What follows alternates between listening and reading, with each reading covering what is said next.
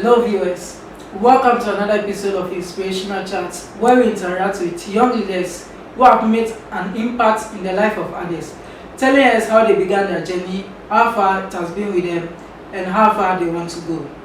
My guest today is the CEO of Exclusive Events and organizer of Miss Ghana Pageant. Ladies and gentlemen, let's welcome to the show Miss Inna Mariam Patty. Welcome, ma'am. Thank you, sir. And Happy New Year. Many happy returns. Let's get to know you. Who is Inna Patty? Inna Mariam Patty. Well, Inna Mariam Patty is a young Ghanaian lady who is focused, driven, principled, hard-working, and down to earth, who loves to impact lives. It's my calling, it's my passion, it's my first name. So that's just me. Okay, tell us a bit about your family and educational background. Family, I come from a family of 9, 2 parents, 7 children. We consist of 5 ladies or girls and then 2 boys or gentlemen. Very close-knit, very supportive. I thank God for their lives and I'm grateful to God for, bringing me, using them as the vehicle through which I was brought on earth. And with regards to educational background, I spent my first formative years, my first 14 years of life in Nigeria. So obviously I attended primary school, nursery was a nursery school in Lagos. In Lagos. Yeah. And then I went on to Kano, where I attended Air Force Primary School and St. Louis Secondary School, and then relocated to Ghana and was fortunate to have enrolled at Star Avenue School for my JSS 1, 2, 3. And from then on, I went to Wesley Girls High School. After that, studied general arts at Wesley Girls High School, and for my graduating year, I got the best general arts results, which was 6 A's and 2 B's. And then I went on to study at the School of Admin, where I graduated with a first class in banking and finance. And then I went to study for my master's at the London School of Economics. So that's my educational background. Wow. How did you start Miss Ghana and Exclusive Events? Well, I would say I wouldn't say I was born into pageantry, but I would say growing up as a little girl, I've always watched the Miss World, beauty pageant on television, and I was amazed at how beautiful, empowered, intelligent these young girls are. And I'm like, one day I aspire to represent my country there. Then fast forward 2000, my cousin won the Miss Ghana pageant, Erikwa Hoxton. So I felt, okay, now my big sister has done it, so soon it will be my turn. Then in 2004, the opportunity came about where I contested Miss Ghana and I won. And after that, like I mentioned, my passion has been impacting lives right from childhood. My parents taught us to want to give, no matter how little you think you have and you need more, you are at an advantaged position. So reach out, even if it's just a penny or whatever it is, do whatever. So that's my upbringing. And then I remember in junior high school, my cousin and I used to try and raise funds and do stuff for charity. But then one of the challenges was that you go to corporate Ghana and they felt you're young, or maybe you just want to use the money for your own personal gains. They didn't take us serious. So I felt that, well, through Miss Ghana, as I observed as well, that they Miss Ghana and they're new beauty queens with a purpose. They go out there and do charity projects. My cousin did exclusive breastfeeding, others did various projects with UNICEF, what have you. So I felt, okay, once I become Miss Ghana, the doors will open and I can impact lives in a much better and meaningful way. So after that, through my experience as Miss Ghana, I felt much more could be done in managing the brand, and I wanted to help work with the brand. And the opportunity came in 2011 when I called him Chairman Lai, Mr. Reginald Lai, the CEO, MD of Media Whiskets, Media Magic. They have been the longest franchise holders and organizers of the Miss Ghana pageant. Were retiring, and the opportunity came for us to, take over. Now that was in 2011. But with regards to Miss Ghana, Exclusive Events Ghana as a company, it was registered in 2009. 2009, the last quarter, September 2009. And that came about when, after studying for my master's, worked a bit as a headhunter. I worked a bit at the stock exchange, London Stock Exchange. I worked a bit with a telco company, BT's competitor XLN. And I relocated to Ghana in 2010-ish, 2011-ish. Yeah, more or less, 2010. So we established that to carry out marketing, PR, and events, okay? And you know that event is a PR tool, and the rest is history. So you took over Miss Ghana before establishing? After. Oh, 2009. 2009, okay. So I was shuttling back and forth. The office was operating whilst I was wrapping up to come back fully. Okay. So in December 2017, Miss Ghana Queen for 2010, Stephanie Karikari and others painted a gloomy picture of the beauty queen, the beauty events, alleging that they were pimped by the organizers. What is the real story regarding to this whole thing? Okay. Well, I wish I could, share details of exactly how we run our organization and what our relationship has been like. But in all fairness, what happened December 17th, 2017 is a nightmare. Is a day that we can never forget in our personal lives and in the history of organizing Miss Ghana, because that action in itself was evil, that action in itself was malicious, that action in itself was purely bent at tarnishing our hard-earned reputation. So we decided enough of the fact that in our society, people could just get up and utter words behind the face of social media or use other media platforms to taint people's reputation with impunity. So we decided to take it up legally, and it's delayed, to be honest. That's how I feel, but they say the legal process takes time. But sometimes you feel things could have been done in a more smoother process if some of the girls hadn't been dodging the bailiffs what have you. But by grace, we're in court.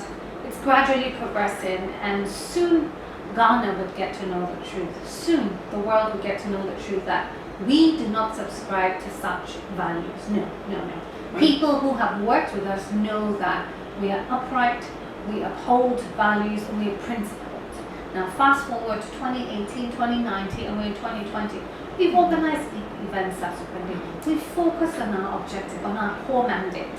And the rest of the Queen will tell you, at the lodge recently, I didn't know they were going to interview her, but the Queen said it. Someone threw the same question at her. She says, she's never experienced that. It's people who I grew up with, people who I've worked with, know what our value systems are. We are far away from such, unwholesome and unacceptable behavior. No. So do you hear from them? How do you mean? Like, do you call them or do they get in touch with you?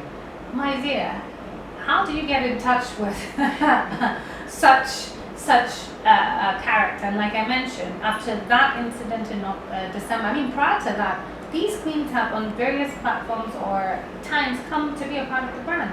Either they've granted interviews, either they've come and helped with the audition process, right up until November of that. So how can you be working with some person is smiling at you, and in less than a month, the person carries out such an evil act, So at the end of the day, like I said, we're in court.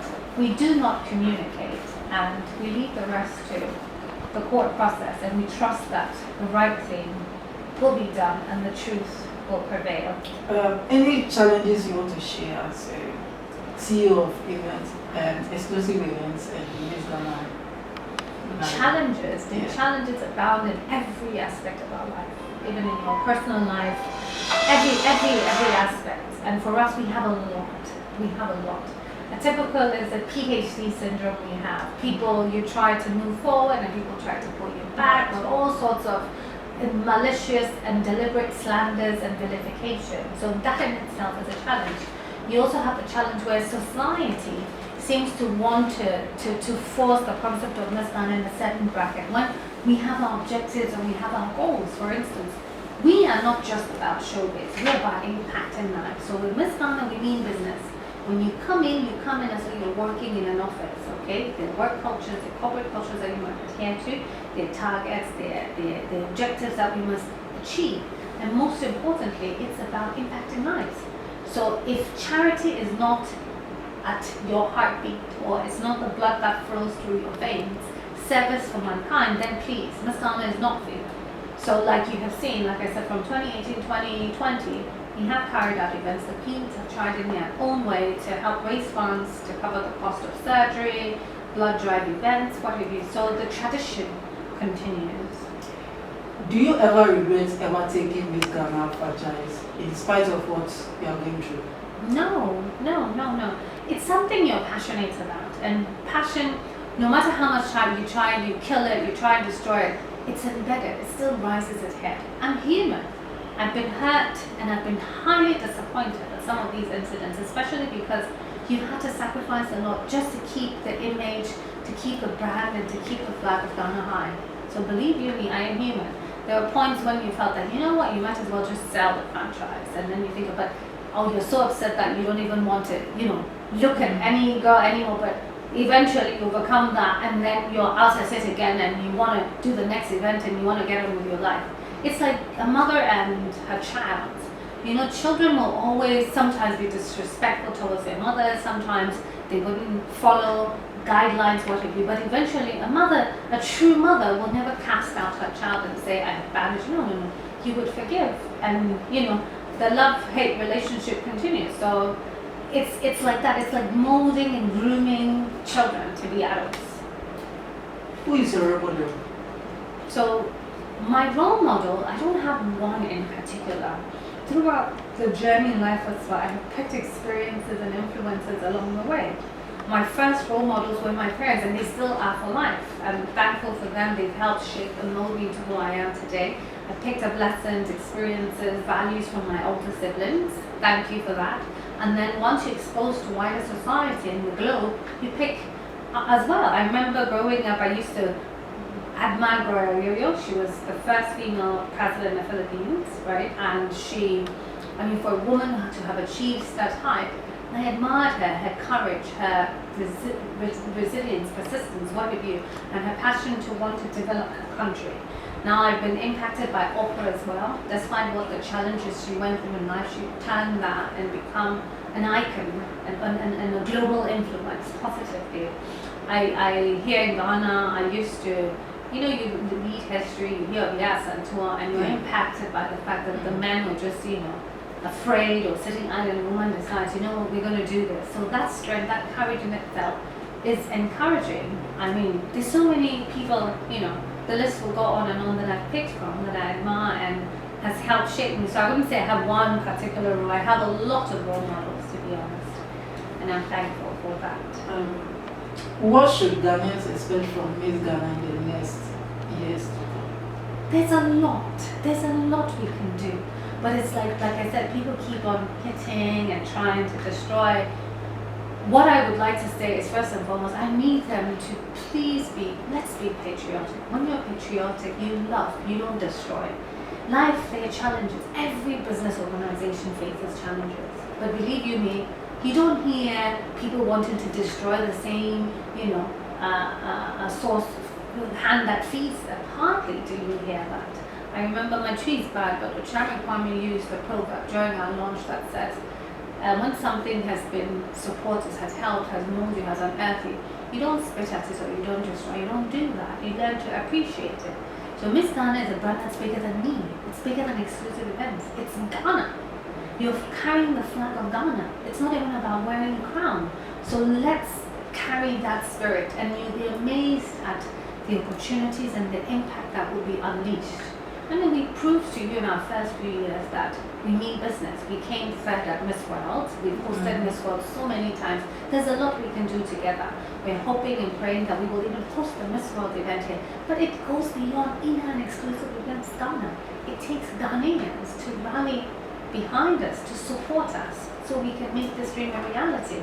It's a wonderful platform that empowers women, and it will never stop doing that. Like I said to you, it's like a mother and a child. When you look at the history, of all the girls we have crowned, or all the contestants, when you look at their lives before and after, you can see that Miss Ghana definitely molded them, definitely added to what they are today. You know, you can't take that away from you. Go look at our social media, you look at the pictures before and after, you can see the transformation. That is priceless. When you look at how these young women become functional tools for society, the history is there. We have women who eventually, through the life lessons, grooming, presentation, marketing skills, that experience has helped mold them into politicians, into business women, into successful homemakers or married women. I mean, you have that. Then, of course, the lives that have been transformed along the way. Ghana has been impacted positively, whether it's the aged, our environment, our children, education, health. I mean, so many projects that we've embarked upon for 63 years. The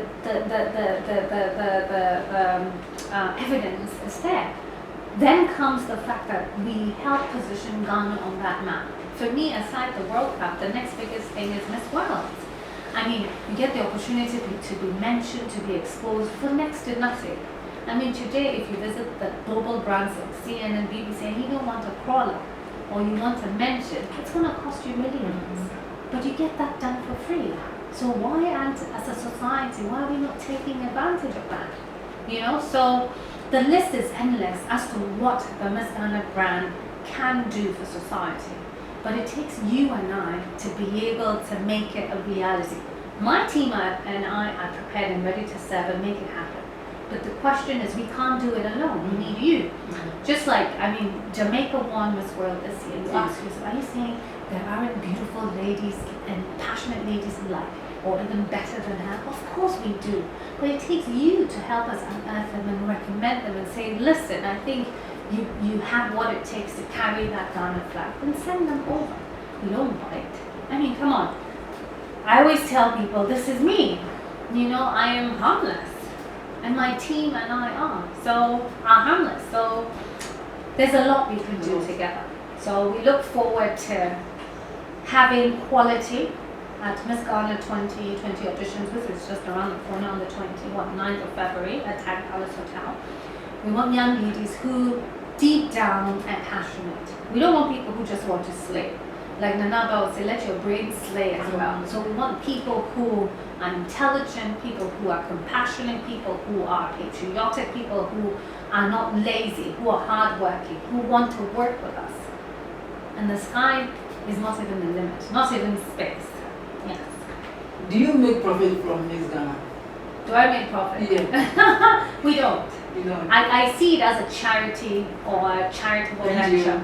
Yes, it is. Okay. It is. Okay.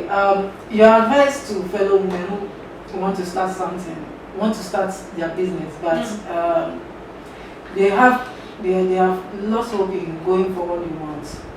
What advice do you have for them? First and foremost, there's a famous saying, I've forgotten who said it, but it's something I grew up with. It says, you have to believe in something or else you will fall for everything.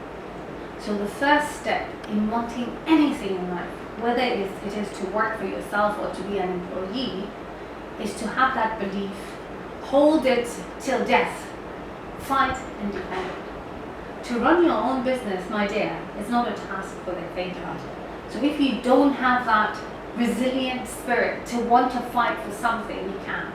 Now, for you to be able to do that, you have to be true to yourself and you have to be honest with yourself. If to society you're pretending to be something you're not, deep down in your conscience you know you're not.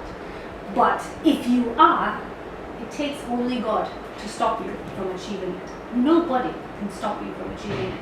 The difficulties will come, but that dream, that burning desire, that faith that I can make it happen will move that mountain for you and will make it a reality. So if you have we all have fears. There's that fear of failure. But success, they say, is overcoming your failures, you know. So if you have that fear of failure and you're not even venturing, then there's nothing ventured, nothing gained. Yes, you can fail. It's all right to fail. You're not God. You're not a perfectionist. But the important thing is, what lessons did you pick up from your failure? Failures can turn into life lessons. They can turn into your message, your story for tomorrow. So if you haven't learned from it to pick up from it, you can't go. And you need to surround yourself with supportive people, because believe me, there are times when all of us feel like giving up. I have felt that way. And but when you do that, you failed. And I go like, you know what, they're right. Yeah, we all have those low moments, but you need people who believe in you, believe in the dream, and will keep pushing you. I've had a lot of naysayers, very influential people in society who would say, you're too intelligent for this. I remember when I decided to organise Miss Gunn, they said, did you go to school with all that first class just to organise a beauty pageant? Oh, believe you me, quite reputed people, locally and internationally, yes. But it was something that I wanted to do. And one day, hopefully, we'll be able to reposition and shape Miss Ghana to the brand that people go like, yes, indeed, it was worth that while. Let me ask, how do you fund Miss Ghana? How do we fund Miss Ghana? In a normal or in a natural setting, you're supposed to have sponsorships to sponsor or to foot Miss Ghana. But yes, we have had sponsors and stuff, but it's never been enough. So we have had to personally push it. So we've got exclusive events, like I said, as a marketing and PR company, and we have other businesses that we do. So it's our charity or intervention. Our spirit of giving from other businesses that we're involved in that we use to cushion Miss Ghana brand. And once Chairman lied because I was convinced, I said, I end up putting everything I have. He says, Inna, that's what is called passion. You can't stop, keep it. Okay, your favorite musician in Ghana?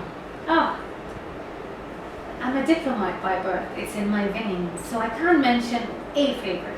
There are a lot of musicians I listen to and I love their songs. And in no order of preference when I mention the names, but there's this, I have to mention, I'll call it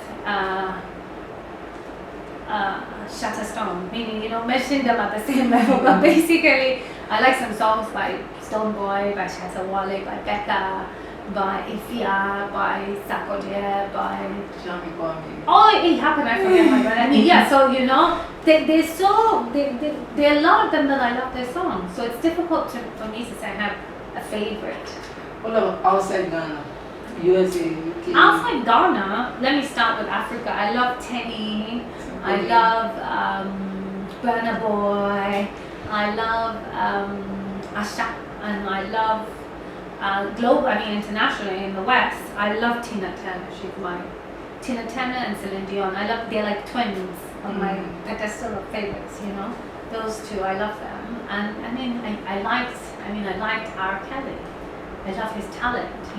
Yeah. So I love quite a variety. I love soul. I love jazz. I like classical. So a bit of everything. Variety is the spice of life. Yeah. Last question. Are you in a relationship or single, married? I am in a relationship. Okay. See. Okay. Thank you, Miss Ma. Thank you for having me, and hope we've been able to, inspire your audience. Yeah. And thank you for giving us the opportunity. Also, I wish you all the best. Thank you. When is the Miss Ghana coming on? We are auditioning on the 29th of February. It's just one audition, so ladies, don't miss out. It's just one audition at Tan Palace Hotel here in Accra Airport Residential Area on Saturday, 29th February 2020. And auditions start at 8 a.m. We end at 5 p.m. It's only one audition. And to my lovely Ghanaian ladies out there who are between the ages of 18 to 26, please, there's only one audition here in Accra on Saturday, 29th February at Tan Palace Hotel. And please have a passion, have a drive, have something you aspire and strive for, and read, research, know about the brand you want to be a part of. Don't come in and not know what to say. And it's about us having a conversation. Don't be intimidated. And come in decently and appropriately dressed. And don't forget to visit www.missghana.com.gh to download the application forms and read our requirements, what is expected of you. And once you scale through the auditions, just alert or sensitize your parent, your guardian, or your legal representative to get ready for the 1st of March 2020, because right after we audition and you're selected, we will meet with them to go through the contracts and then we take it from there. So I look forward to seeing you all. Thank you. Thank you very much, Miss Inna. Thank Mariam you too Patty. for coming. It's been a It's pleasure. been nice having an interview with you. Thank you. And I wish you all the best. You too. Thank you. You're welcome.